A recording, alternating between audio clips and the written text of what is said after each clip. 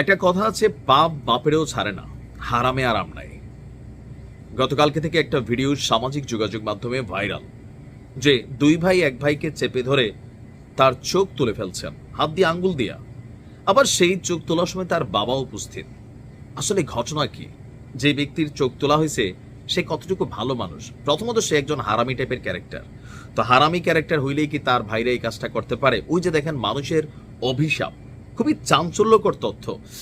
যেই ভিডিওটা আপনারা দেখছেন গতকালকে থেকে, এই ঘটনাটা হচ্ছে বরিশালের মুলাদি উপজেলার নাজিরপুর ইউনিয়নের সাহেবের চর গ্রামে। পারিবারিক দ্বন্দ্বের জেরে দুই ভাইয়ের অমানবিক নির্যাতনের শিকার হয়েছে যে ব্যক্তি, তার নাম রিপন ব্যাপারী। আসুন তার প্রফেশন কি? কেন আমরা বললাম হারামে আরাম নাই আর খারাপ মানুষ সেও? স্থানীয়রা বলছে এই রিপন ব্যাপারী বয়স 36, দীর্ঘদিন যাবৎ ঢাকায় বসবাস করতেন। তো ঢাকাতে তার প্রফেশন কি ছিল? চুরি ছিনতাই। আর এই চুরি ছিনতাই করে প্রায় 35 লক্ষ নগদ টাকা এবং 40 ভরি স্বর্ণ সে তার ভাইদের কাছে রাখছিল। বুঝতে পারছেন তাহলে কি পরিমাণ, কত বছর ধরে এই হারামি এই কর্মকাণ্ড করে। তো প্রায় 3 মাস আগে রিপন সেই টাকা এবং স্বর্ণ ফেরত চায় তার দুই ভাই এবং পরিবারের কাছে। আর ওখান থেকে আপনার এই বিরোধের সূচনা হয়, একাধিক সালিশও হয় গ্রাম্যভাবে, কিন্তু বিষয়টার সমাধান হয়নি। 22 আগস্ট রিপন ফের টাকা চাইলে দুই ভাইয়ের রোকন ব্যাপারী এবং স্বপন ব্যাপারীর মধ্যে বাকবিতণ্ডা শুরু হয়। রাত 11টার দিকে বাবা আশেদ ব্যাপারী ক্ষিপ্ত হয়ে রিপনকে মারধর করেন এবং বাকি দুই সন্তানকে তার চোখ তুলে নেওয়ার নির্দেশ দেন।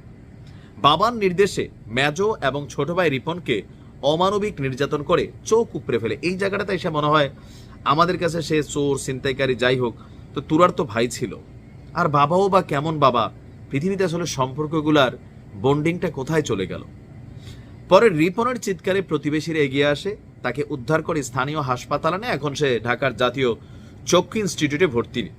রিপনের যে ছেলে আছে তার বক্তব্য, আমার বাবার গচ্ছিত টাকা আর স্বর্ণ আত্মসাৎ করার জন্যই চাচারা বাবাকে অন্ধ করে দিয়েছে। আগেও তারা বাবাকে মারধর করেছে, এবার চোখই তুলে নিল। আর বড় ভাইয়ের বক্তব্য, বাবার সামনে এই ঘটনা ঘটছে, বাবার নির্দেশ না দিলে রোকন আর স্বপন এতটা করতে পারতো না। ওসি সাহেব বলছেন যে অভিযুক্তরা পালিয়ে আছে, মামলা হয়নি, তদন্ত চলছে। শিক্ষণীয় কোনটা? হারামে আরাম নাই।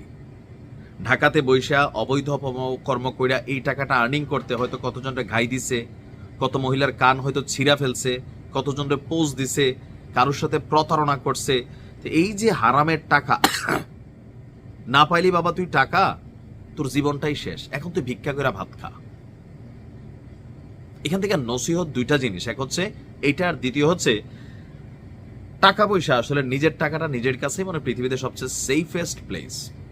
যার কাছেই টাকা রাখবেন, টাকা শত্রুতা নিয়ে আসে, একবার গিলা ফেললে আর বের করতে ইচ্ছে হয় না। ভালো থাকুন।